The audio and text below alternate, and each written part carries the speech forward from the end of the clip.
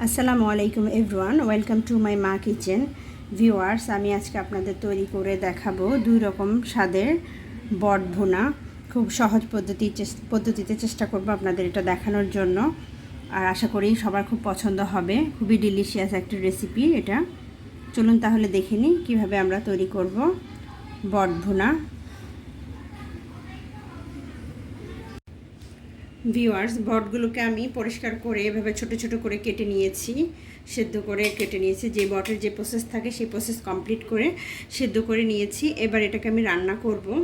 রান্না করার আগে এর সাথে আমি কিছু মশলা অ্যাড করছি। এখানে হাফ চা চামচ লাল মরিচের গুঁড়ো, হাফ চা চামচ হলুদের গুঁড়ো, হাফ চা চামচ জিরার গুঁড়ো, হাফ চা চামচ ধনিয়া গুঁড়ো, 1 চা চামচ লবণ, এই সবগুলো দিয়ে দিচ্ছি।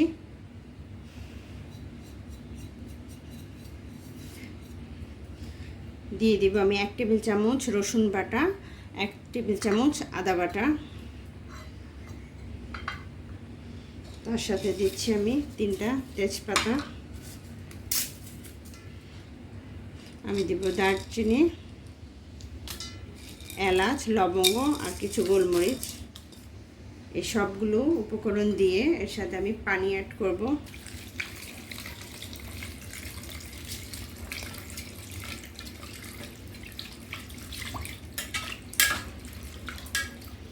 এবার এই পানিতে আমি এই বটটাকে প্রায় 70% সিদ্ধ করে নেব। সিদ্ধ করে এরপর আমি নেক্সট রান্নাতে চলে যাব। চলুন তাহলে এটাকে এখন আমি চুলাতে বসিয়ে সিদ্ধ প্রসেসে চলে যাচ্ছি। ভিউয়ার্স, আমি চুলায় হাঁড়িটা বসিয়ে দিয়েছি। পানিটা একদম শুকিয়ে যাবে। সেদ্ধ করে পানিটা একদম শুকিয়ে নেব। এই আপনি চাইলে সরাসরি রান্নার প্রসেসটা দেখাবো, সেভাবে আপনি চাইলে রান্না করতে পারেন। তবে এই প্রসেসে রান্না করলে বটের টেস্টটা বেশি ভালো হয়। এই প্রসেসটা আমি আমার মায়ের কাছ থেকে শিখেছি। আমার মা সবসময় এভাবে বটটা রান্না করতেন।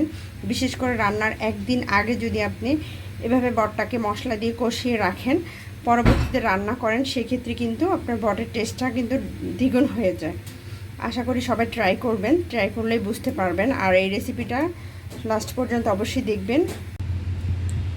ভিউয়ার্স, আমার যে বটের যে পানিটা ছিল এটা আমি পুরোপুরি শুকিয়ে নিয়েছি, দেখতে পাচ্ছেন হালকা হালকা একটু পানি আছে। এবার এটা আমি রান্নার প্রসেসে চলে যাব। একটা ফ্রাই প্যানে আমি তেল দিয়ে দিচ্ছি। যেহেতু এমনিতেই বটের মাঝে প্রচুর তেল থাকে, তাই তেলটা খুব বেশি দেওয়ার দরকার নেই। এখানে আমি হাফ কাপ পরিমাণ তেল দিয়েছি। তেলটা গরম হওয়ার জন্য অপেক্ষা করব। তেলটা গরম হয়ে গেছে। এর মাঝে আমি 1 কাপ পরিমাণ পেঁয়াজ দিয়ে দিচ্ছি। পেঁয়াজটা একটু বেশি দিতে চেষ্টা করবেন। বট ভাজিতে কিন্তু পেঁয়াজটা বেশি হলেই ভালো লাগে। এবার এটাকে আমি ভেজে নেব। পেঁয়াজটা ভাজা ভাজা হয়ে গেছে। এবার এর সাথে আমি হাফ চা চামচ হলুদ গুঁড়ো দিচ্ছি, হাফ চা চামচ মরিচের গুঁড়ো, হাফ চা চামচ জিরা গুঁড়ো, হাফ চা চামচ ধনে গুঁড়ো,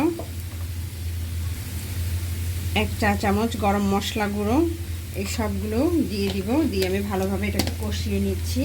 যেহেতু আমি লবণ আর মশলা আবার ফার্স্টে একবার ইউজ করেছি, তাই সব মশলার পরিমাণ এখন আমি কমিয়ে দিয়েছি। এবার এই মশলার সাথে একটু কষিয়ে নিচ্ছি ভালো করে। মশলাটা ভাজা হয়ে গেছে। এবার এর সাথে আমি বটগুলো দিয়ে দেব।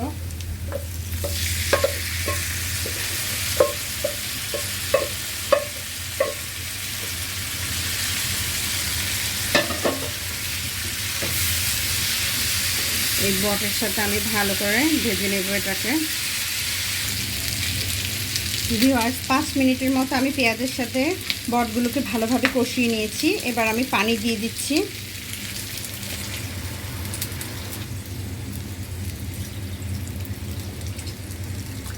সিদ্ধ হতে যতটা পানি লাগবে ওভাবেই পানিটা দিবেন আন্দাজ করে। পানি দিয়ে আমি এটাকে ঢেকে রাখবো মিডিয়াম হিটে, পুরোপুরি সফট হওয়া পর্যন্ত। বট কিন্তু শক্ত শক্ত ভালো লাগে না, নরম হলেই ভালো লাগে খেতে। আপনি চাইলে এর সাথে আলু অ্যাড করতে পারেন, তবে আমার কাছে মনে হয় না বটের সাথে আলু, টমেটো এগুলো খুব একটা ভালো লাগে। তাই শুকনা শুকনা বটটাই মজা হয় বেশি। এবার আমি ঢেকে দিচ্ছি নরম হওয়া পর্যন্ত। ভিউয়ার্স, আমার বটটা প্রায় সেদ্ধ হয়ে এসেছে, মাখা মাখা হয়ে গেছে। এবার এর সাথে আমি কিছু কাঁচামরিচ দিয়ে দিচ্ছি, আস্ত কিছু কাঁচামরিচ দিয়ে দেব, এতে করে সুন্দর একটা ফ্লেভার হবে।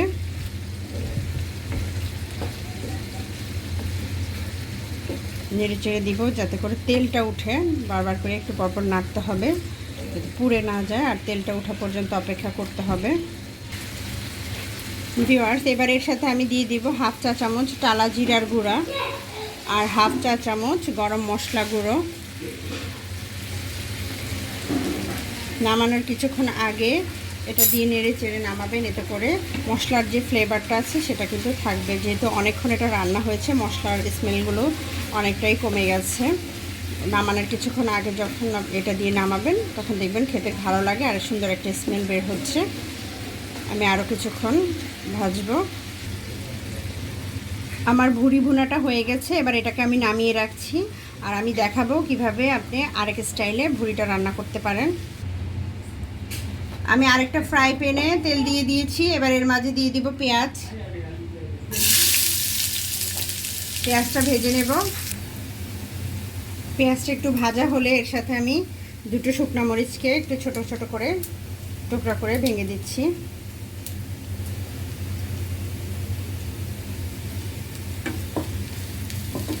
আর একটু ভেজে নেব। ভিউয়ার্স, পেঁয়াজটা ভাজা ভাজা হয়ে আসছে দেখতে পাচ্ছেন। এবার যে রান্না করা বটটা আমরা রান্না করে রেখেছি সেখান থেকে আমি কিছুটা বট এভাবে তুলে দিয়ে দেবো এই পেঁয়াজের মাঝে।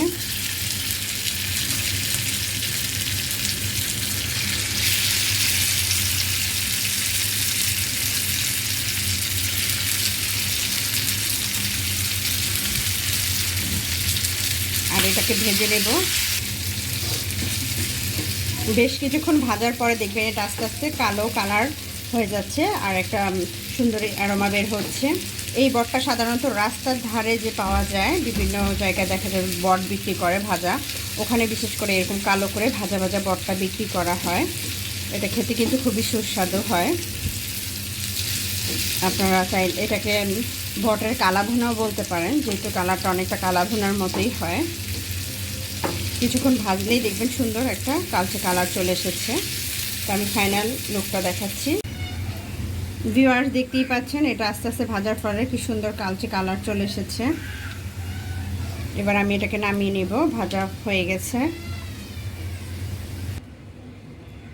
ভিউয়ার্স, তৈরি হয়ে গেল ঝটপটভাবে আমার 2 রকম স্বাদের বট ভুনা। আশা করি রেসিপিটি সবার ভালো লেগেছে। ভালো লাগলে আমার চ্যানেলকে সাবস্ক্রাইব করবেন। সবাই ভালো থাকবেন আর কমেন্ট বক্সে জানাবেন রান্না করে কেমন হয়েছে। আল্লাহ হাফেজ।